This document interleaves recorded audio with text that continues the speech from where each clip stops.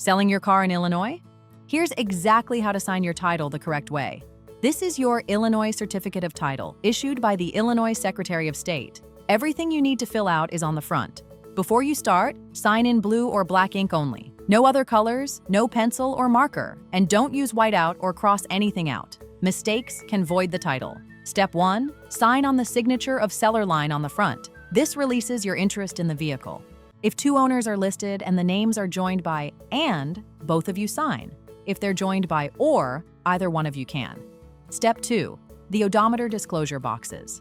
If your vehicle is less than 20 model years old, enter your current mileage, whole miles only, no tenths.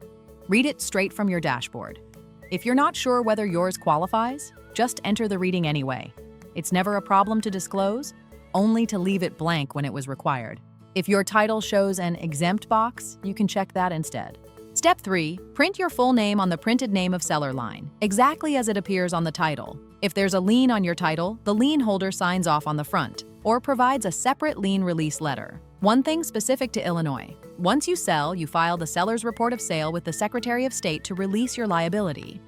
There's a tear-off strip at the bottom of your title for it, or you can use Form VSD 703. File it yourself, don't leave it to the buyer. And remember, in Illinois, your plates stay with you, not the car. Take them off before the buyer drives away.